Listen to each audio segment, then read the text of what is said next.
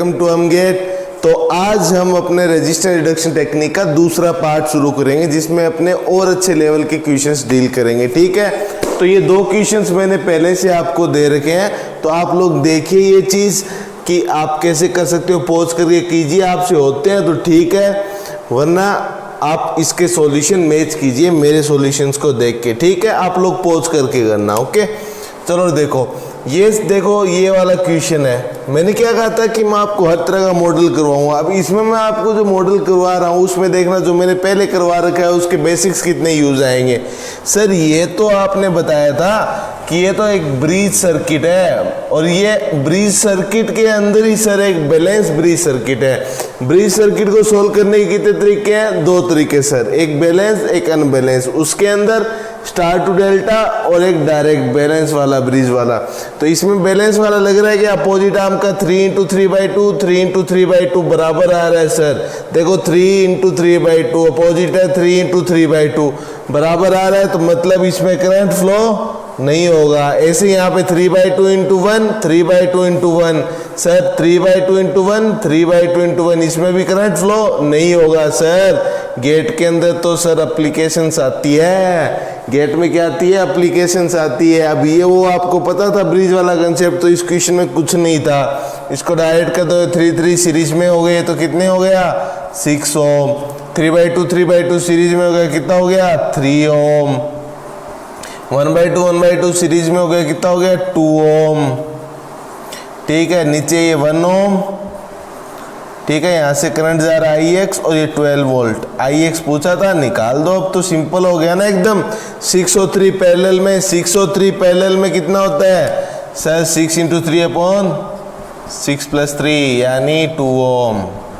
18/9 यानी 2 ओम। 2 ओम पैरेलल, जब दो सेम पैरेलल में है तो R/2 कर दो, R/2 यानी 1 ओम हो जाएगा। तो ये 1 ओम, यहाँ पे फिर 1 ओम, फिर 12 वोल्ट और ये 12 वोल्ट। यहाँ से IX बता दो अब कितना आएगा। IX = 12/2, IX = 12 volt V/R। R कितना है? 2 ओम, तो 6 एम्पियर इसका आंसर आ गया। इजी था ना, गेट में आया था उस हिसाब से करना था। अगर स्टार टू डेल्टा लगाने बैठ जाते तो बहुत टाइम वेस्ट होता। बैलेंस वाली पता थी, आपने कर दिया। चलो ठीक है, हो गया, ये इजी क्वेश्चन था। अच्छा ये वाला बताओ, आप ये वाला बताओ। इसमें आप देख रहे हो DC सर्किट, ये देखो DC सर्किट, मतलब DC के लिए पूछा। और DC में आपको पता है L और C तो काम ही नहीं करते सर। DC के अंदर तो सिर्फ रेजिस्टेंस LTI प्रॉपर्टी शो करेगा। L में क्या रहता है? L क्या होता है? V = LDI/dt।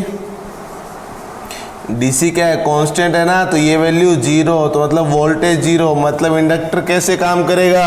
Inductor sir short circuit की तरह काम करेगा DC में या फिर स्टडी स्टेट में। ठीक है, और कैपेसिटर में क्या रहती है? करंट देती है। C = dV/dt, यही फॉर्मूला होता है ना, ओम्स लॉ बताया था ना मैंने।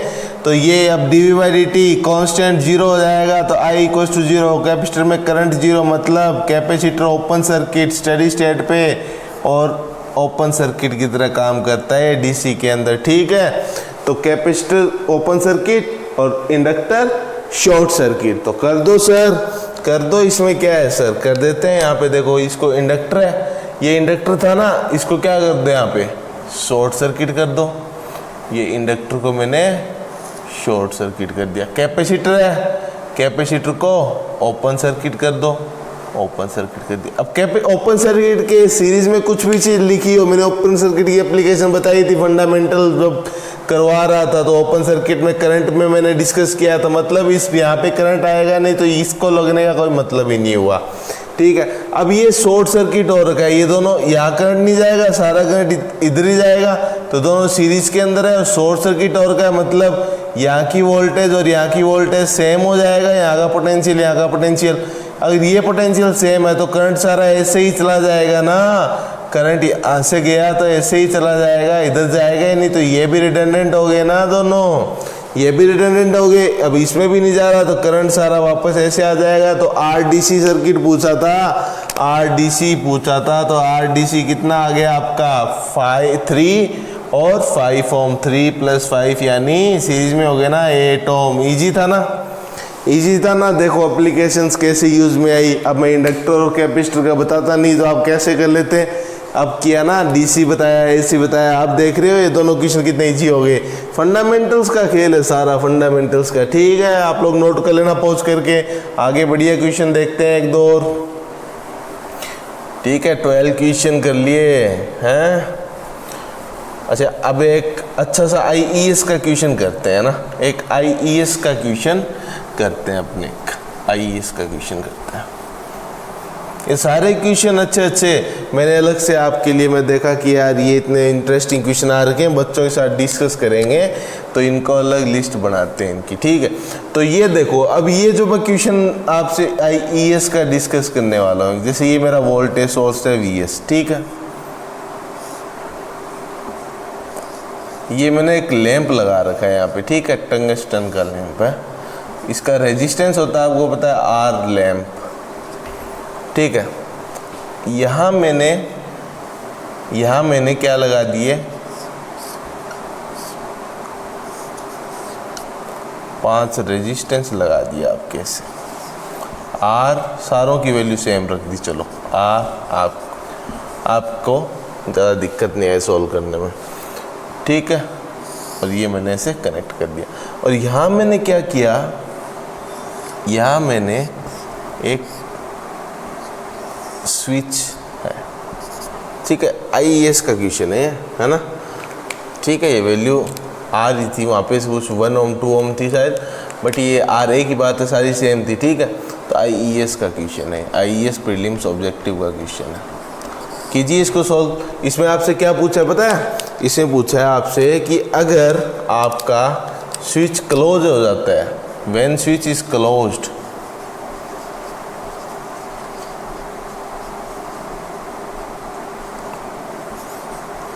intensity of the bulb is, intensity of the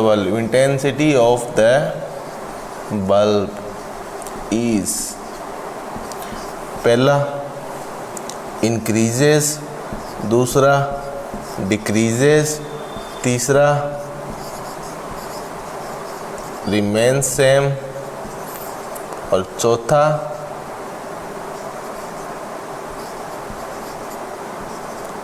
क्या है? None of these. ठीक, ये सारे के सारे, ये एक क्वेश्चन दिया है मैंने, इसको डिस्कस करना है अपने को। ठीक है, आप लोग पॉज करके करना, जो कर पाए वो कमेंट सेक्शन में बताना। ठीक है, बहुत अच्छा क्वेश्चन है, और जिनसे नहीं हो वो आगे सॉल्यूशन प्रीफर करना। ठीक है, चलो मैं इसको सॉल्व करता हूँ। ठीक है, आप लोग देखिए इसको क्या दिया है कि इसमें दिया है एक वोल्टेज दिया है, रेजिस्टेंस लैंप दिया। अब शुरू के अंदर मैं मान लेता हूं कि स्विच ऑन है मेरा। स्विच मेरा दो ही केस हो सकते हैं, या तो स्विच ऑन हो या स्विच क्लोज। स्विच ऑन माना मैंने। अब स्विच ऑन है, ये ऑन है, मतलब इसका कोई काम नहीं हुआ। अब ये देखो आप कैसे काम करेगा। R R R R opposite R square equals to R square, मतलब सेम आ रहा है, मतलब बैलेंस ब्रिज की तरह काम कर रहा है। तो यहाँ से करंट 0 जा रहा है, पहले केस में करंट 0 जाएगा ना, बैलेंस की तरह काम करेगा। स्विच तो ओपन है, स्विच ऑन है ना आपका, स्विच ऑन है मतलब स्विच ओपन है, क्लोज नहीं है, ओपन है। ऑन का मतलब तो आप क्लोज समझ जाओगे ना, तो ओपन लिख रहे, स्विच ओपन है। ठीक है, तब ये ओपन है तो इसका तो कोई काम ही नहीं इसका। अब यहाँ पे करंट 0 गया। अब ये आर और आर ये कैसे बन गया, देखो यहाँ पे ये ऐसे हो गया ना, ऐसे हो गया। अब ये दोनों आर सीरीज में है, ये दोनों आर सीरीज में है, तो ये 2 आर हो गया पूरा। ये आर और आर सीरीज में है ना, तो मतलब ये 2 आर हो गया, 2 आर हो गया। अब 2 आर पैरेलल में है, तो 2 आर पैरेलल में है आपका, कितना आएगा? 2r into 2r parallel 2r कितना आएगा? 2r into 2r upon 4r, that is r आ गया ना, r आ गया। मतलब यहाँ का टोटल रेजिस्टेंस कितना आएगा? r। तो vs, यहाँ से जो करंट निकालोगे आप, इंटेंसिटी करंट से ही तो पता लगेगी। जितना करंट आएगा, जिसका करंट ज़्यादा आएगा उसकी इंटेंसिटी ज़्यादा आएगी। तो I बराबर vs बाई r। r कितना है? सीरीज में हो जाएगा r लैंप प्लस जो यहाँ से आर आया वो आर इक्विवेलेंट आर आया ना, ठीक है। तो आर लैम्प प्लस आर हो गया। तो ये रेजिस्टेंस, ये पहले केस की बात होगी। अब दूसरा केस देखो, अब ये बोला कि स्विच क्लोज कर दिया आपने, ये तो पहले था ही, अब स्विच क्लोज कर दिया, अब स्विच क्लोज कर दिया। अच्छा स्विच क्लोज किया तो ये इसको हटाओ, ये तो पहले वाली कंडीशन है। अब ये स्विच क्लोज कर दिया, अब ये स्विच क्लोज कर दिया, तो स्विच क्लोज किया तो ये देखो, ये स्विच क्लोज करते ही ये पोटेंशियल और ये पोटेंशियल सेम हो गया ना। अब जब भी दो पोटेंशियल सेम हो जाते हैं तो वहां पे करंट जीरो। सर यहाँ से फिर करंट जीरो, यहाँ करंट जीरो, बाद में ये दोनों सीरीज, ये दोनों सीरीज वही आएगा आर इक्विवेलेंट, इसमें भी आर इक्विवेलेंट आर ही आएगा सोल्व करोगे तो, क्योंकि ये पोटेंशियल सेम हो गई, इसमें इक्वी पोटेंशियल सरफेस, ठीक है। ब्रिज वाला नहीं लगा क्योंकि इसमें ये स्विच क्लोज हो गया, ठीक है। तो ये वापस से वही हो गया, तो आर इक्विवेलेंट आर ही आएगा, ठीक है। करंट जीरो हो गया तो आर इक्विवेलेंट क्या आएगा, आर आएगा, ठीक है। अगर आर इक्विवेलेंट आपका आर आ गया और आर टोटल कितना हो जाएगा, R lamp plus R equivalent, R हो गया। तो करंट यहाँ कितना आएगा, V S by R lamp plus R, same आ रहा है ना। करंट सेम आ रहा है तो इंटेंसिटी क्या होती है, इंटेंसिटी क्या होती है, इंटेंसिटी सर रिमेन सेम रहेगी, रिमेन सेम। अच्छा क्वेश्चन था, ये ऑब्जेक्टिव का क्वेश्चन था। जिसको ब्रिज वाला कंसेप्ट पता, आप देखो एप्लीकेशन आई ना यूज में, वो ब्रिज वाला नहीं पता होता, चलो तो कैसे करते हैं, आप लोग को आइडिया ही नहीं होता, मान लो कईयों को होगा, बट जो अभी स्टार्टिंग ही कर रहे हैं, जो स्टार्टिंग में नेटवर्क सीख रहे हैं, उनको आइडिया नहीं होता, तो वो कैसे करते, इस क्वेश्चन को नहीं करते ना। अच्छा क्वेश्चन था, एप्लीकेशन देख रहे हो फंडामेंटल, इसलिए एक एक चीज़ बता रहा हूँ मैं आपको, इसकी एप्लीकेशन ऐसे आएगी, ठीक है। अच्छा क्वेश्चन था ना। चलो अब और डीप में चले जाते हैं, थोड़ा लेवल बढ़ाते हैं क्वेश्चन का ना। ये कौन से नंबर क्वेश्चन था, ये 13 नंबर क्वेश्चन था सर आपका, ठीक है। अब 14 नंबर क्वेश्चन का थोड़ा लेवल बढ़ाते हैं, एक नया कंसेप्ट डिस्कस करते हैं, ठीक है। अभी सर चलो ये तो आपने दे दिया, ढंग का एक अच्छा लेवल का क्वेश्चन दीजिए जो हमसे सोल्व ही ना हो, ऐसा थोड़ी हो सकता है। मैं पढ़ा रहा हूँ तो आपसे सोल्व तो हो गई, सोल्व तो हो गई, बट आपको थोड़ा सा दिमाग लगाना पड़ेगा। तो 14th क्वेश्चन है वो एक एप्लीकेशन पे है, वहाँ पे आपको एक कंसेप्ट समझाऊंगा मैं, ठीक है। तो इसमें क्या दिया हुआ है कि आपको एक रिलेशन, ये भी IES में आया हुआ क्वेश्चन है, ठीक है, IES का ऑब्जेक्टिव। वैसे तो ये एनालॉग का क्वेश्चन है, बता दूँ मैं क्यों है, बट ये नेटवर्क से अपने सोल्व करेंगे, ठीक है। एक नॉन लीनियर कंपोनेंट है VI रिलेशनशिप, सर कभी थ्योरी नहीं लिखते हो, आज थ्योरी लिख दो, चलो लो यार। VI relationship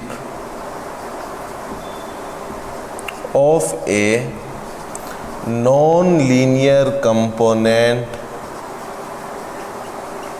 is given by v equals to I square, non linear होगी ना, v equals to I square, ये मैंने आपको दे दी। अब आपसे क्या पूछा है, देन द रिलेशन बिटवीन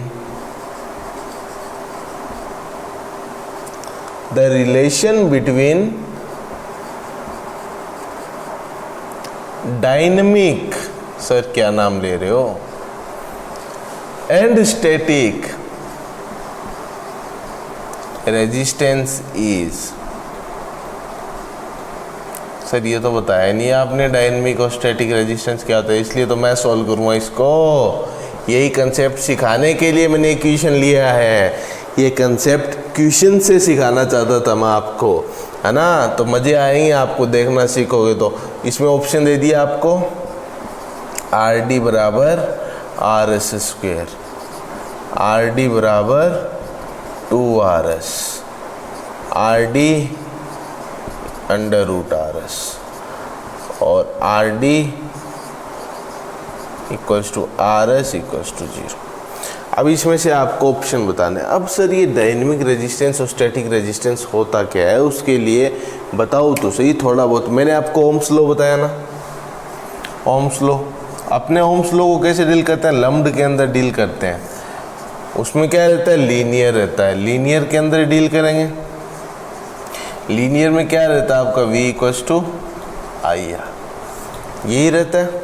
अब अगर मैं लीनियर के अंदर बात करूँगा, लीनियर की अगर बात करूँगा, देखो लीनियर की अगर मैं कोई कैरेक्टरिस्टिक्स बनाता हूँ, मैं v और i की लेके, वैसे ओम्स लॉ i और v के बीच में होता है ना, मैं आपको समझाने के लिए एक बार v और i की लेके चल रहा हूँ, ठीक है, क्योंकि ये v इक्वल्स टू आई है, स्लोप r आ जाए 1/r नहीं, मैं सीधा r को लेके चल रहा हूँ, ठीक है। जैसे ये मेरी कैरेक्टरिस्टिक ये आएगी।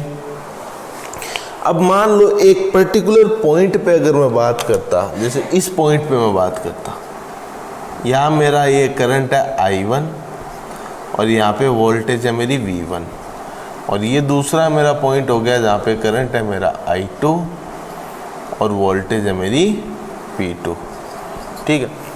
तो देखो दो रेजिस्टेंस बताए मैंने, डायनेमिक और स्टैटिक। अब इनको सीखते अपने ये क्या है। जब लीनियर की बात कर रहे हैं ना, शुरू में लीनियर बताता हूँ मैं हमेशा, आपको पता है, बाद में नॉन लीनियर की अभी बात करेंगे। नॉन लीनियर आ गया इसलिए तो एनालॉग को गए हैं, लीनियर है तो मतलब नेटवर्क का तो होना ही था, इसलिए अपने नेटवर्क से इसको सॉल्व करके दिखाएंगे कैसे करते हैं।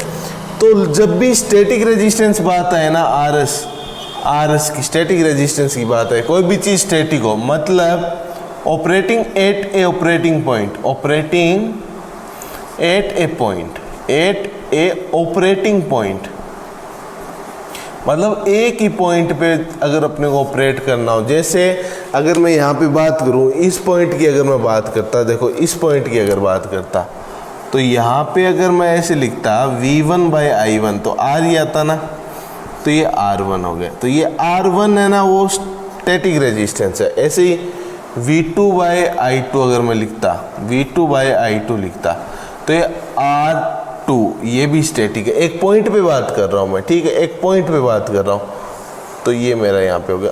बट अगर मैं स्लोप की बात करता, चेंज इन स्लोप की बात करता, डायनेमिक मतलब कि वो चेंज हो रहा है टाइम के साथ में, अगर इतने की बात करता, इस पूरे स्लोप निकालो, यहाँ पे स्लोप निकालोगे तो क्या आएगा, स्लोप क्या होता है, y2 minus y1 minus x2 minus x1, तो स्लोप निकालो equals to delta v by delta i, यही होगा, that is v2 minus v1 upon i2 minus i1। अब ये क्या है, यहाँ पे स्लोप v बाई आई है, change in voltage upon change in current होगा ना, उसको बोलेंगे आप डायनेमिक रेजिस्टेंस। अब पता लगा डायनेमिक रेजिस्टेंस।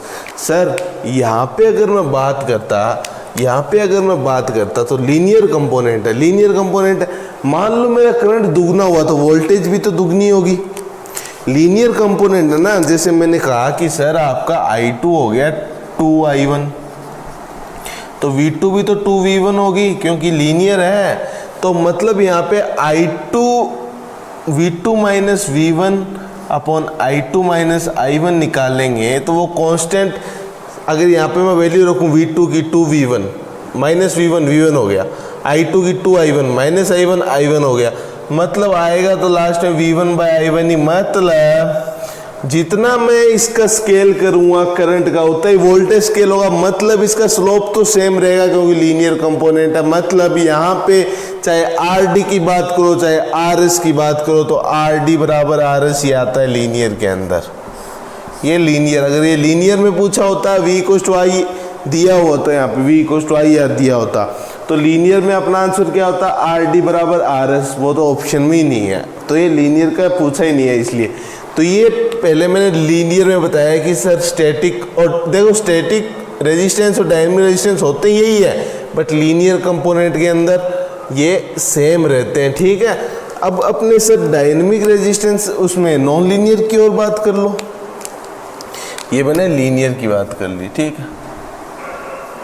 अब अपने को IV रिलेशनशिप नॉन लीनियर की अगर बात करें तो वो पैराबोला है, एक तरह से पैराबोला है ना non linear. V equals to I square का ग्राफ देखोगे पहले क्वाड्रेंट में V है, ये I है, तो वो कुछ इस तरह से मान लिया मैंने, ठीक है। नॉन लीनियर का ये ग्राफ होता है, ठीक है, ये ग्राफ मान लिया मैंने नॉन लीनियर है ना, क्योंकि इसमें सडनली कुछ भी इंक्रीज हो जा रहा है, ठीक है।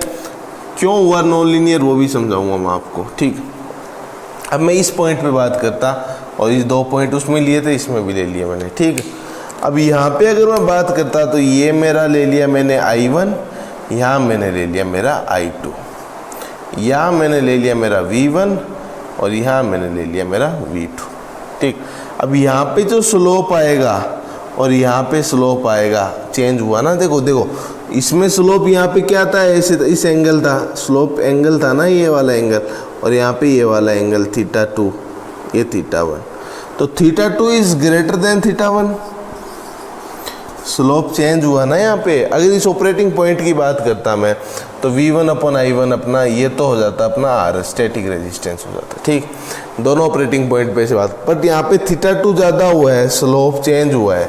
मतलब डायनेमिक रेजिस्टेंस जब नॉन लीनियर में बात करेंगे, डायनेमिक रेजिस्टेंस निकालेंगे, स्लोप देखो इसमें स्लोप क्या है, V=IR। ऐसे अगर यहाँ पे रेजिस्टेंस होता तो स्लोप क्या होता, रेजिस्टेंस होता ना। रेजिस्टेंस में बात करते हैं स्लोप रेजिस्टेंस ही होगा ना, क्योंकि V और I की बात कर रहा हूँ। अगर स्लोप रेजिस्टेंस है मेरा, स्लोप यहाँ पे कम था, यहाँ पे 30 डिग्री था मान लो, tan θ 30 डिग्री, बाद में 60 डिग्री हो गया मान लो, ठीक है। तो स्लोप क्या हुआ, स्लोप इंक्रीजेस, मतलब रेजिस्टेंस इंक्रीजेस। मतलब यहाँ पे तो R1 था और यहाँ पे स्लोप बढ़ गया, स्लोप बढ़ा रेजिस्टेंस बढ़ा, मतलब RD जब नॉन लीनियर की बात करेंगे तो RS से ज़्यादा आएगा, RD RS से ज़्यादा आएगा। ये तो कंफर्म हो गया सर, RD RS से ज़्यादा आएगा, RD RS सेम नहीं हो सकते, RD RS से ज़्यादा आएगा। एक ऑप्शन एलिमिनेट, ठीक है, RD RS से ज़्यादा आएगा। आगे देखो, अब इसमें बात करेंगे अपने सर कितना आएगा। तो देखो V=IR, I² अपने को दिया हुआ है, तो अपने स्लोप निकालना है। तो एक बार इसको मैथमेटिकली देखेंगे तो डिफरेंशिएशन स्लोप करते हैं तो मैथमेटिकली है तो tan θ, या डिफरेंशिएशन dV/dt = 2I dI/dt। अब dI/dt को इधर भेजा तो dt से dt कैंसिल हो गया, dV/di आया = 2I, dV/di अपना कितना आ गया, 2I आया। अब dV/di अपना 2I आया, मैं यहाँ पे लिख रहा हूँ ये, ठीक है। dV/di मेरा 2I आया, ये तो क्या हो गया आपका, change in voltage upon change in resistance, RD हो गया। अब ये 2 क्या है, 2 होगा rate of change, differentiation rate of change जो भी आया ना। अब ये I है, ये एक ऑपरेटिंग पॉइंट है ना। अब एक सिंगल ऑपरेटिंग पॉइंट पे बात करेंगे, एक सिंगल I है तो मतलब इसको अपने RS से लिख सकते हैं, एक ऑपरेटिंग पॉइंट पे ना, क्योंकि जितना I होगा जितना V होगा उतना ही RS, मतलब RS क्या होता है, V/I होता है। तो ऑपरेटिंग पॉइंट पे RS की मतलब वो मतलब डायरेक्टली प्रोपोर्शनली होते हैं ना एक ऑपरेटिंग पॉइंट पे। तो इसलिए इस I को RS बोल दिया। तो रेट ऑफ चेंज कितना होगा, RD = 2RS। तो कौन सा ऑप्शन आया सर, B आया। समझ में आया, समझ में आया। देखो ये वाला कंसेप्ट मैं आप लोगों को सिखाना चाहता था। इसमें कितना अच्छा क्वेश्चन था ना, कितना अच्छा, जिसको पता था वो डायरेक्ट लगा सकता था सर इसको डिफरेंशिएट करके, बट ये अगर नहीं पता था तो कैसे करते। तो ये कंसेप्ट से आ जाते हैं। देखो मैं कहता हूँ ना, कभी कभी आप जब भी क्वेश्चन लगाओ ना तो क्वेश्चन लगाने से पहले आप चेक करो कि कोई उसके अंदर कंसेप्ट सीखने को मिल रहा है नहीं मिल रहा है, आपने पहले देखा है नहीं देखा। अगर मिल रहा है तो उसको अलग से नोट करो कॉपी के अंदर, ठीक है। तो ये अच्छा क्वेश्चन था, बहुत अच्छा क्वेश्चन था, मजे आए ना। ठीक है, चलो सेकंड ऑप्शन हो गया RD। नोट कर लेना आप लोग, पॉज करके नोट कर लेना, मैं इरेज कर रहा हूँ, ठीक है। इसके बाद एक और क्वेश्चन देखते हैं अपने, ओके चलो ठीक है, नोट कर लेना, ठीक।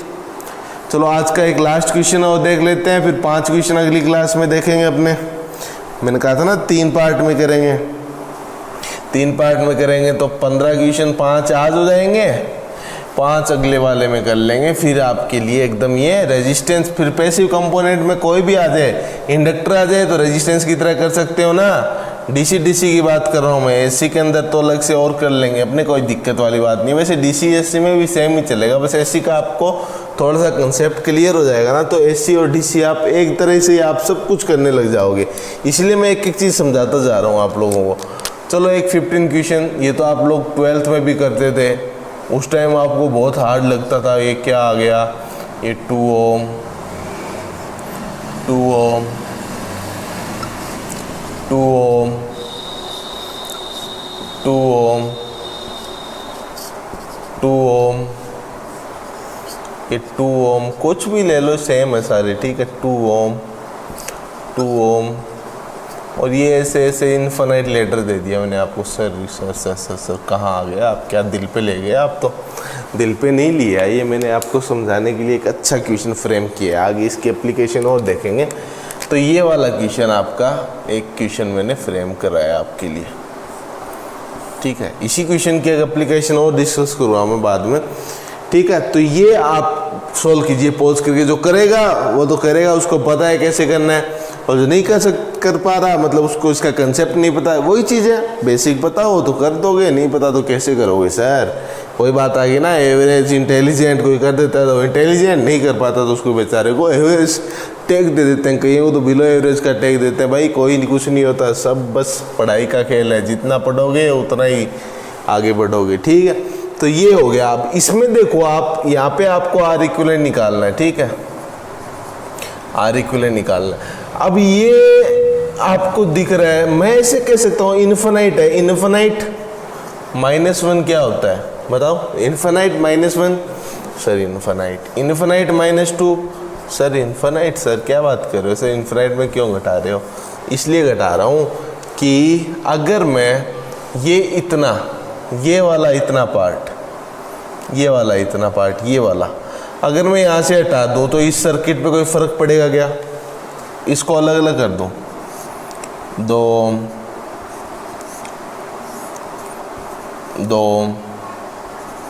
दो ये मैं ले गया भैया आप लोगों से, और मैंने पूछा कि ये यहाँ से मेरा अलग करने के बाद में ये 2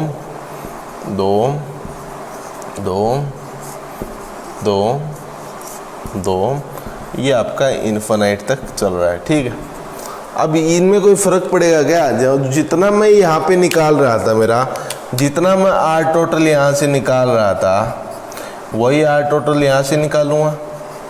मतलब इसके बाद में जो जुड़ा है उसका जो रेजिस्टेंस आएगा वो ये रेजिस्टेंस ही बोल सकता हूँ मैं।